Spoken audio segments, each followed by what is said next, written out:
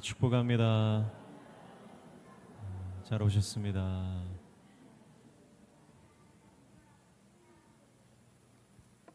연일 이어지는 폭염에 우리 심신이 지칠 수 있는데 그래도 오늘 사모하는 마음으로 주님 전에 나오신 우리 모든 성도님들 하나님께서 더 뜨거운 은혜로 우리 심령을 채워주실 줄로 믿습니다.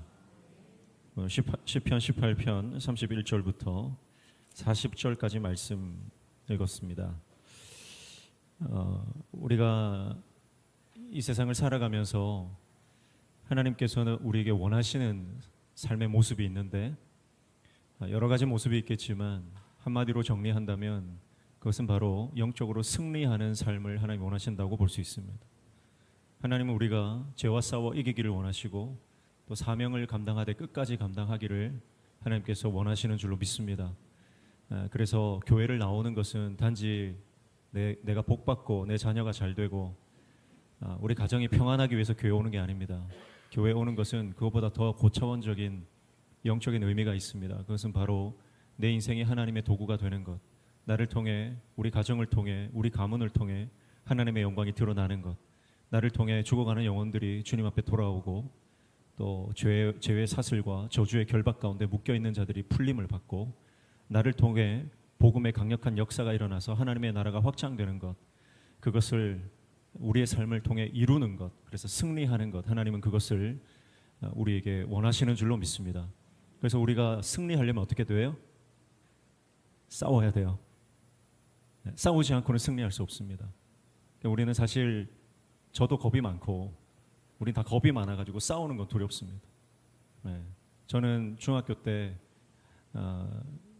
초등학교 때도 그렇지만 특히 중학교 때 반 아이들과 많이 싸웠던 기억이 있습니다. 싸우고 나서 지면 서러워요. 얼마나 억울한지 밤에 잠을 못 잡니다.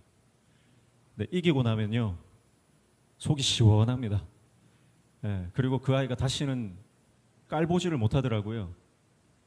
그래서 운동도 열심히 하고 싸울 일이 있으면 막 맞받아치고 싸우고 그랬습니다. 왜냐하면 제가 중학교 3학년 때 예수님을 만나기 전까지 제 안에 분노가 있었고 그 분노가 누군가 건들면 가만히 있질 않았어요. 그래서 싸우고 난 이후에 그 승리의 기쁨, 그것으로 가기 위해서는 싸우기 이전의 두려움, 그걸 극복을 해야 돼요. 나보다 등치 큰 아이 내가 이길 수 있을까? 두려워서 싸움을 회피해버리면 계속 얘가 괴롭히더라고요.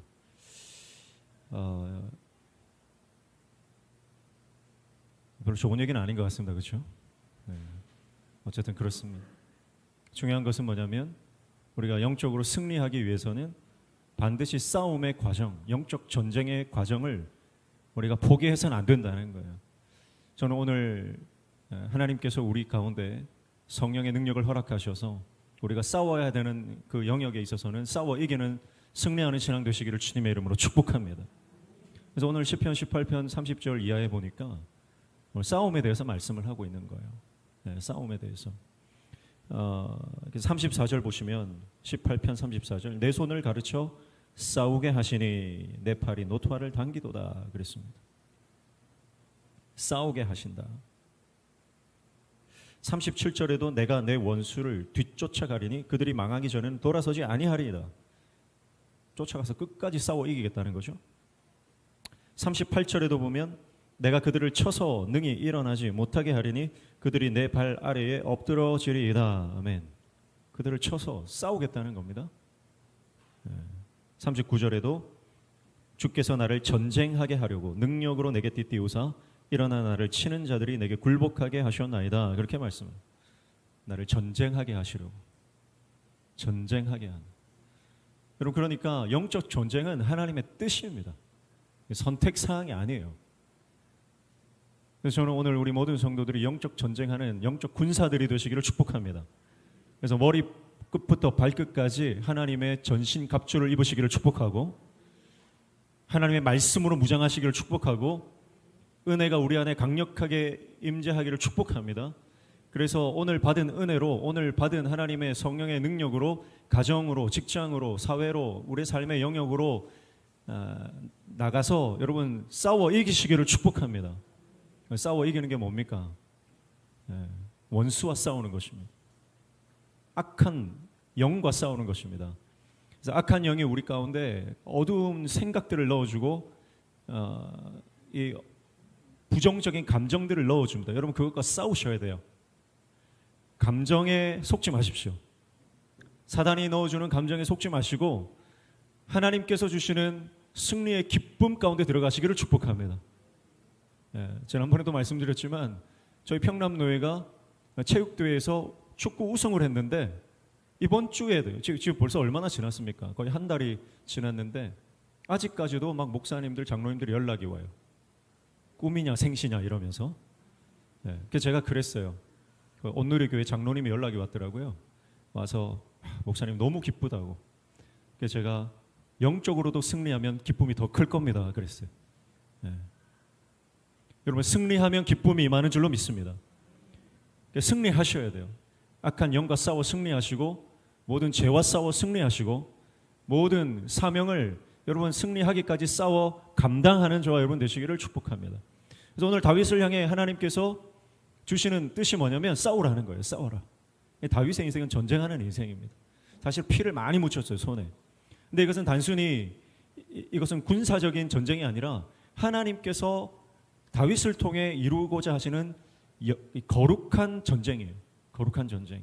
그래서 다윗을 통해 이방을 심판하시는 사건이거든요. 물론 그것 때문에 다윗은 성전을 건축하지 못하게 되지만 성전 건축하지 못하고 해서 다윗이 실패한 인생이 아니라 다윗은 그 누구보다 이 세상에 어떤 화려한 성전을 건축한 사람보다 다윗은 하나님을 가장 최상의 예배를 드렸던 사람 아닙니까? 하나님 주신 승리를 계속해서 맛봤기 때문에 그런 거예요. 그래서 사실은 하나님께서 다윗에게는 그 성전이 필요 없는 거예요. 왜냐하면 성전보다 크신 하나님을 인식하고 있기 때문에 이미. 그렇습니다. 그래서 오늘 싸우게 하시는 하나님에 대해서 우리가 말씀을 보는데 이 말씀을 준비하면서 생각나는 말씀이 마태복음 11장 말씀이에요. 세례 요한 때부터 지금까지 천국은 침노를 당하나니 침노하는 자들은 빼앗으리라. 천국에 대해서 예수님께서 말씀하실 때 이 천국은 하나님 나라입니다. 이 하나님 나라는 우리가 죽어서 가는 나라를 말하는 것이 아니라 이 땅에서 살아가는 하나님 나라가 하나님 백성이 살아가는 하나님의 통치 영역을 포함하는 것입니다. 죽어서 가는 나라만 국한되어 있는 게 아니에요. 천국은 언제부터 시작돼요? 내가 예수님을 알고 예수님을 믿고 믿음으로 살아가는 그 순간부터 천국은 시작되는 줄로 믿습니다. 그러니까 오늘 이 자리도 하나님 나라인 줄로 믿습니다. 그러면 우리는 하나님 나라 백성으로 하나님 나라 통치 영역 안에 살기 때문에 하나님의 방법으로 하나님의 우리를 하나님께서 창조하신 창조의 목적대로 섭리대로 살아갈 때 우리는 이기는 자가 될 수 있다는 거예요. 그러니까 천국은 침노를 당한다 그랬는데 여기서 침노를 당한다는 것은 우리가 어떤 천국이 빼앗기는 이미지를 생각합니다. 천국이 누군가에 의해서 계속 점령당하고 그래서 내가 막 열심을 내면 천국을 내 거로 만들 수 있다. 이런 식으로 우리가 많이 듣고 또 설교를 많이 듣고 그런 생각을 하고 있습니다. 이거는 이제 수동태로 해석했을 때 그렇게 해석이 되는 겁니다. 근데 이 말씀을 중간태로 해석할 수 있는데 중간태로 해석을 하면 어떻게 되냐면 이 헬라어 문법상 이 천국이 침노를 당한다라고 하는 것은 하나님 나라가 확장된다 그런 의미예요. 뺏기는 게 아니라 하나님 나라가 누군가에서 뺏기는 그런 이미지가 아니라 하나님 나라가 계속해서 확장되고 확대되고 계속해서 넓어지는 확장의 뜻입니다. 그리고 침노하는 자는 빼앗는다 그랬는데 여기서 침노하는 자는 어떤 자냐면 중간태로 해석했을 때 이 사람은 강한 사람, 능력 있는 사람, 강력한 사람, 권능을 가진 사람을 말해요. 그 사람이 기습적으로 그 권능을 가지고 적들을 쳐서 승리하게 된다 그런 의미예요. 그러니까 천국은 침노를 당한다. 침노하는 자는 빼앗는다. 이 말씀은 중간태로 해석하는 게 더 옳은 거죠. 어떻게 해석해야 맞습니까? 하나님 나라는 지금도 강력하게 확장되는데 오늘 저와 여러분이 그 하나님 나라 백성으로 강력한 하늘의 권능을 가지고 살아갈 때 우리가 그 하나님 나라의 확장을 이루는 승리하는 신앙이 된다라고 하는 거예요. 저는 오늘 저와 여러분이 하나님 나라의 강력한 권능을 가지고 여러분의 가정 가운데, 직장 가운데, 사업 가운데 여러분의 삶의 자리 가운데 들어가서 하나님 나라를 확장시키고 하나님 나라를 건설하는 하나님의 종 되시기를 주님의 이름으로 축복합니다. 그걸 사명으로 알고 목숨을 걸어서라도 내가 주님 나라, 하나님 나라를 위해서 살기로 결단하며 뜻을 정하여 하나님 앞에 살아가는 인생을 하나님 붙들어 주시고, 할렐루야, 예수로 사는 인생, 하나님 나라를 꿈꾸며 사는 인생 하나님 책임져 주시고, 필요한 모든 것들을 공급해 주시는데 이 땅의 것으로 공급해 주시는 것이 아니라 하늘의 것으로 공급해 주시는, 할렐루야, 하늘의 것으로 공급해 주시는 거예요. 그게 영광이에요. 하루하루 살아가는 그 정도의 수준이 아니라 하나님께서 나를 통해 가정과 가문과 민족과 열방을 섬기고 회복시키는 도구로 우리를 사용하여 주실 줄로 믿습니다. 나 돈 없는데요. 여러분, 하나님의 부자세요. 나 건강이 부족한데요. 하나님이 붙들어 주시면 100세 인생 되는 줄로 믿습니다. 하나님 붙들어 주신다는 거예요. 자, 그러면 다윗에게 싸우게 하시는 하나님께서 다윗에게 어떤 능력을 주시는지 오늘 본문을 통해서 함께 잠깐 살펴보겠습니다. 32절 보십시오. 이 하나님이 힘으로 내게 띠띠우시며 내 길을 완전하게 하시며, 아멘. 하나님께서 다윗에게 전쟁을 허락하시고 영적 승리를 주기 위해서 하나님께서 뭘 주시냐면 힘을 주신다는 거예요. 힘을 주신다. 그런데 힘을 주시는데 어떻게 주시냐면 띠를 띄워 주신다. 이건 허리띠를 채워 주시는 걸 말하는 거죠. 허리띠를 채워. 복대를 차면 자세가 무너지지 않습니다. 그렇죠. 하나님의 말씀으로, 하나님의 권능으로 내가 허리띠를 딱 차면 여러분, 우리는 무너지지 않고 버티는 힘이 생기는 줄로 믿습니다. 비틀비틀 거리지 않고 오늘 말씀에 보니까 곧은 길을 간다. 완전한 길을 간다. 하나님의 뜻대로 살아갈 수 있도록 하나님이 힘을 주시는 거예요. 여러분, 그러니까 우리가 순종하는 것도 내 힘으로 순종하는 게 아니라 하나님이 힘 주시고 능력 주셔서 순종의 자리로 우리가 나아갈 수 있는 줄로 믿습니다. 아브라함이 이삭을 바칠 때 순종의 자리로 가서 이삭을 드리는데 아브라함이 사실 믿음이 좋아서 그런 게 아니라 하나님이 주시는 믿음으로 하나님이 아브라함을 믿어주셨기 때문에 아브라함이 그 힘을 의지해서 순종의 자리로 가는 것이고, 이삭도 마찬가지고 요셉도 마찬가지고 다윗도 다 마찬가지. 오늘 하나님께서 우리에게 힘 주실 때 우리는 하나님의 사명을 감당하는 능력의 종이 되는 줄로 믿습니다. 그래서 이 허리띠를 차게 하는데 군대 다녀오신 우리 남성 성도님들 아시겠지만 군장을 차면 허리에 X반도를 딱 차거든요. 그리고 이 허리를 딱 졸라매고 이 허리에는 뭐가 있냐면 허리춤에 이 탄창이 딱 들어갑니다. 탄창을 딱 채우고 유사시에 그 탄창을 딱 꺼내서 공격을 하는 거예요. 과거 군인들은 허리에 뭘 찹니까? 칼을 차는 거죠. 칼을 딱 차고 있는 거예요. 그러니까 허리에 하나님께서 허리띠를 띠게 하시고 능력을 주시는 것은 우리에게 싸울 무기와 도구를 허락해 주신다는 거예요. 말씀으로, 기도로, 성령으로. 여러분, 그래서 하나님의 말씀 우리의 능력인 줄로 믿습니다. 우리가 기도할 때 모든 견고한 진들이 무너지는 줄로 믿습니다. 성령께서 그것을 가능하게 하십니다.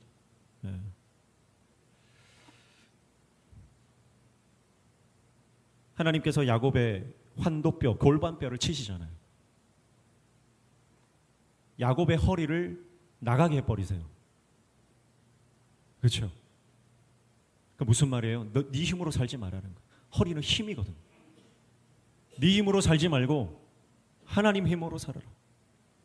네 스펙, 네가 가지고 있는 재정, 네가 가지고 있는 건강, 네가 가지고 있는 지식, 네가 가지고 있는 경험, 경력, 그거 의지하지 마라. 오직 하나님만 의지할 때 하나님께서 허리에 새로운 힘을 주시고 내가 할 수 없는 하나님의 역사를 우리가 이루게 되는 줄로 믿습니다. 그래서 이사야 말씀에 보면 이사야가 허리 요통이 심했어요. 어마어마한 요통. 왜 요통이 임하냐면 하나님의 능력, 하나님의 권능을 받았기 때문에 그 하나님의 아픔이 자신의 아픔이 되는 거예요. 사실은 하나님의 능력은 정말 애통하는 능력, 죽어가는 자를 향한 눈물의, 그를 살리기 위한 눈물의 권능이죠. 오늘 저와 여러분이 영적으로 민감해져서 하나님의 능력으로 주님의 사명 감당하는 저와 여러분 되시기를 축복합니다. 33절 보시면 나의 발을 암사슴 발 같게 하시며 나를 나의 높은 곳에 세우시며, 그렇게 말씀을 하고 있습니다. 암사슴 발 같다라고 하는 것은 암사슴은 굉장히 민첩하지 않습니까? 그래서 사슴처럼 막 높은 곳을 뛰어다니고 적이 왔을 때, 포식자가 왔을 때 신속하게 달아날 수 있는 그런 민첩성을 하나님께서 허락해 주신다라고 하는 것입니다. 이 말씀을 보면 다니엘 5장과 6장에 나오는 다니엘은 마음이 민첩하다라고 하는 말씀이 떠오릅니다.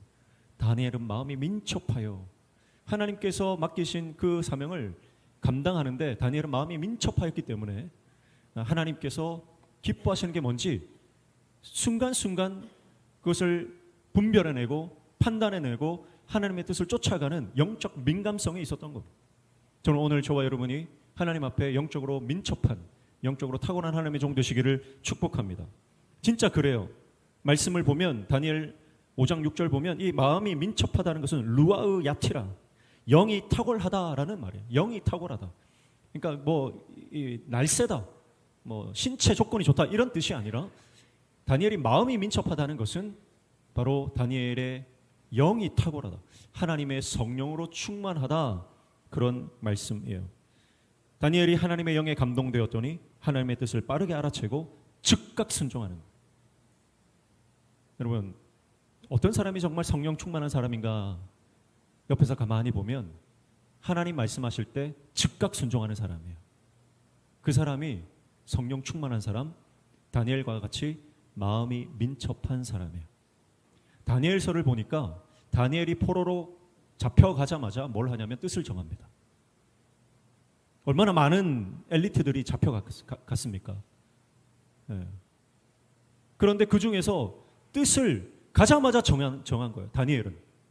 그만큼 다니엘은 하나님의 말씀에 민감하고 하나님의 마음에 민감한 거예요.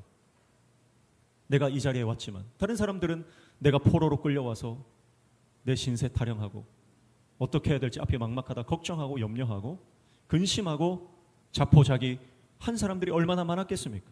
오늘 저와 여러분도 마찬가지죠. 회사가 부도를 맞고 건강에 이상 신호가 오고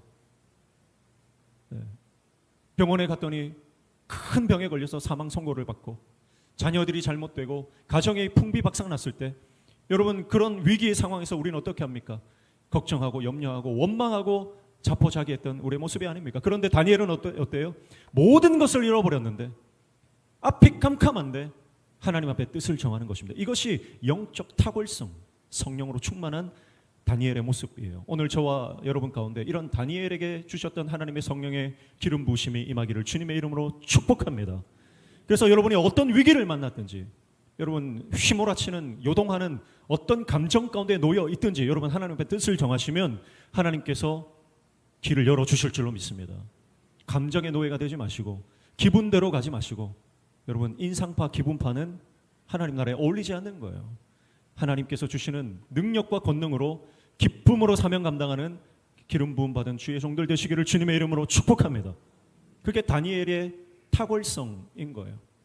그래서 즉각적으로 순종하는 사람을 보면 이 사람은 영적으로 충만하다, 민감하신 분이다. 대부분은 보면 기도해볼게요 하고 나 핑계예요. 핑계. 기도해볼게요는 안 하겠다는 말이에요. 고민해볼게요. 생각해볼게요. 시간을 좀 주세요. 여러분, 하나님께서 우리 가운데 순종의 요구를, 그것이 깨달아졌다면 묻지도 따지지도 않고 하나님 말씀 즉각 순종하는 하나님의 종 되시기를 축복합니다. 그때 하나님의 영광이 드러납니다. 하나님의 영광이 드러납니다. 34절 보십시오. 내 손을 가르쳐 싸우게 하시니 내 팔이 놋화를 당기도다 그랬습니다. 여기서 34절에 가르쳤다라고 하는 것은 정확하게는 단련시켰다라는 의미입니다. 놋활이라고 하는 것을 아무나 못 당겨요. 이것은 일반인은 도무지 당길 수 없는 아주 금속으로 된 강력한 무기이기 때문에 훈련되지 않은 사람은 이 활을 쓸 수가 없는 겁니다. 여러분, 우리가 예수님을 믿으면 무기를 하나 받는데 그 바로 기도의 무기입니다. 그런데 여러분, 기도에도 단계가 다 있잖아요. 저는 우리 성도님들이 오늘 이 말씀처럼 놋화를 당기는 기도를 하시기를 축복합니다. 그냥 초보자의 기도, 어린 아기가 엄마에게 밥 달라 젖 달라 하는 그 기도의 수준을 넘어서서 적을 함락하고 악한 원수를 공격하고 하나님의 나라를 다시 탈환할 수 있는 노화를 당기는 기도의 용사 되시기를 주님의 이름으로 축복합니다. 그래서 과거에 이 활을 당기는 걸 보면 이 활 시위를 활에 걸어야 돼요.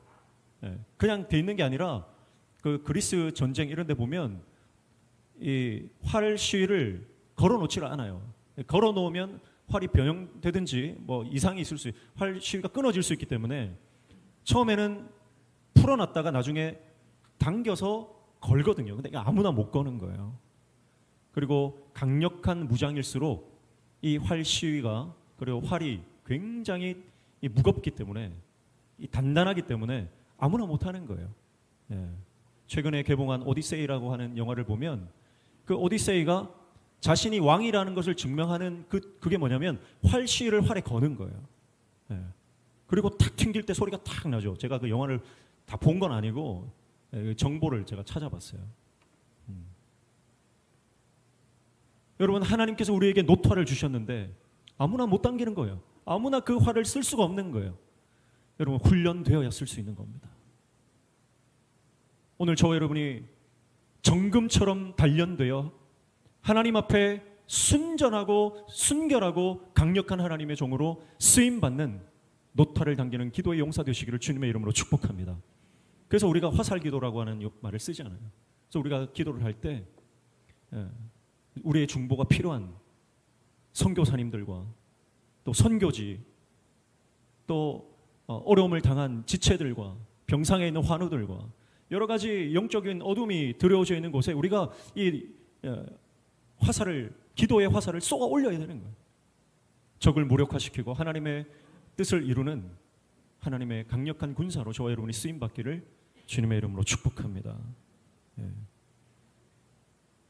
그래서 우리가 주님 앞에 단련될 때 정금 같은 순결하고 깨끗한 성령의 사람이 되는데 이걸 잘 견디시기를 축복합니다.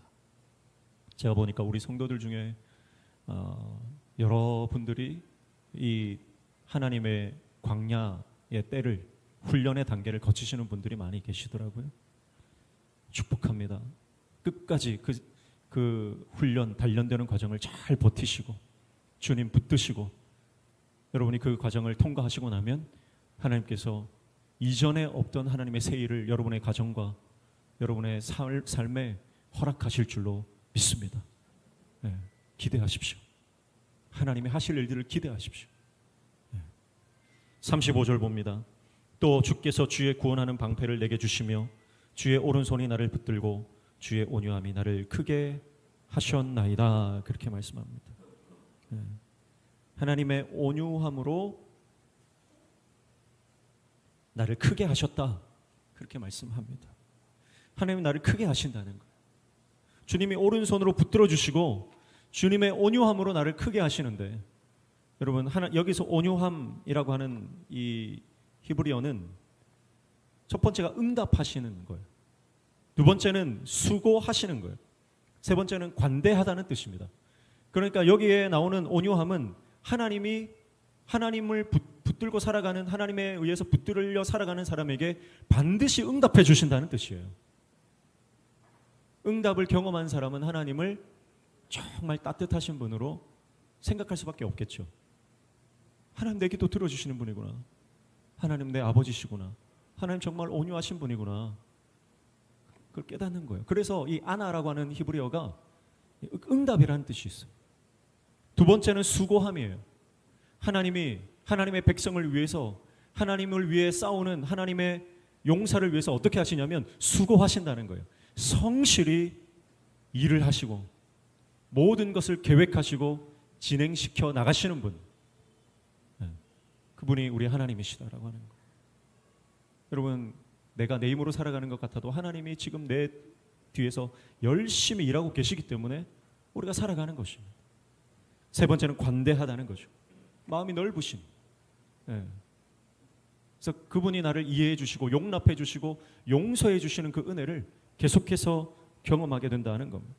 그러니까 내가 구원받은 것은 나의 공로가 아니라 하나님의 은혜다.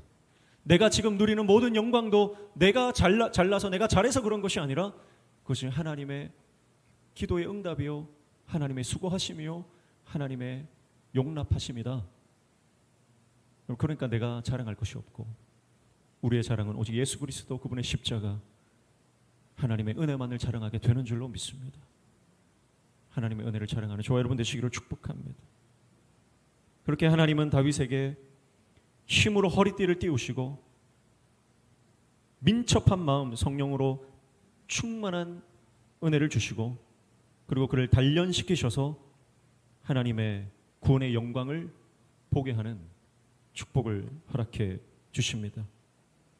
다윗은 이런 하나님의 은혜를 경험하고 36절부터 40절까지 보면 이 싸움을 멈추지 않겠다 결단합니다. 하나님께서 주신 사명을 포기하지 않겠다는 것이죠.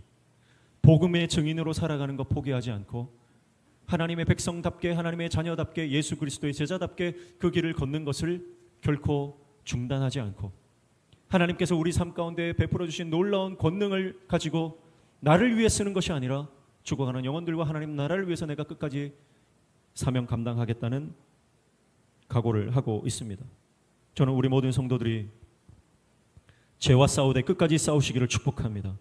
사명을 감당하시되 끝까지 감당하시기를 축복합니다. 주님을 바라보시되 끝까지 내 생명 끝나는 그날까지 믿음 잃지 않고 믿음의 여정을 완주하시기를 주님의 이름으로 축복합니다. 그래서 우리의 삶에 계속해서 우리는 하나님께서 우리에게 싸우게 하시는데 그 영적 전쟁을 승리하셔서 날마다 하나님의 영광을 경험하고 우리의 삶을 통해 하나님의 영광과 하나님의 나라가 드러나고 확장되는 역사를 경험하는 저와 여러분 되시기를 주님의 이름으로 축복합니다. 하나님은 우리를 전쟁의 도구로 그렇게 보시는 분이 아니에요. 하나님은 우리를 자녀로 보시는 분이죠. 하나님 우리를 사랑하시는 분이에요. 그래서 우리가 승리하는 것은 하나님께서 우리를 위해서 주시는 거예요. 네. 그러니까 내가 하나님을 위해서 승리할 때 하나님이 그걸 그냥 취하고 우리를 버리시는 분이 아니라 그 영광과 기쁨 가운데 우리를 초대하시고 함께 누리시기를 원하시는 거예요. 그래서 다윗은 그 하나님을 잘 이해하고 하나님을 너무 잘 그 마음을 알았던 그런 사람이죠. 그래서 기독교는요, 현상이 아니라 관계입니다. 소유가 아니라 관계, 존재입니다. 저는 오늘 우리가 교회를 하다 보면 일에 치여서 내가 누구인지, 내가 왜 일을 하는지, 이 일의 목적이 뭔지 그것을 잊어버릴 때가 종종 있는 것을 봅니다. 우리 모든 성도님들이 주님의 사명 감당할 때 하나님의 나라를 얼마나 사랑하시는지, 그분 안에서 내가 어떤 존재인지, 내가 그분의 어떤 의미인지 잊지 않고 하나님과의 그 관계 안에서 날마다 승리하는 저와 여러분 되시기를 주님의 이름으로 축복합니다. 31절 우리가 처음 읽었던 말씀에 보면 여호와 외에 누가 하나님이며 우리 하나님 외에 누가 반석이냐, 그렇게 다윗이 선언하고 있습니다. 하나님만이 우리를 구원하시는 분이시고 세상 누구도 우리가 의지할 데가 없어요. 세상 사람 믿었다간 큰 코 다칩니다. 그러나 하나님을 믿고 하나님을 의지하면 하나님이 반드시 하나님의 그 능력으로 우리를 붙드시고 우리를 구원해내시며 승리의 영광으로 우리를 인도하시는 줄로 믿습니다. 그래서 오직 예수 그리스도 하나님의 은혜에 붙잡혀 살아가는 저와 여러분 되시기를 주님의 이름으로 축복합니다. 기도하겠습니다. 하나님 아버지, 사명을 감당하되 끝까지 감당하는 하나님의 종 되기를 원합니다. 거룩한 하나님의 사람으로 서기 위해 죄와 싸우되 끝까지 죄와 싸우기를 원합니다. 주님, 우리에게 성령으로 충만케 하셔서 성령의 권능으로 이 땅을 승리하며 살아가는 하나님의 종 되게 도와 주시옵소서. 예수님 이름으로 기도하옵나이다. 아멘.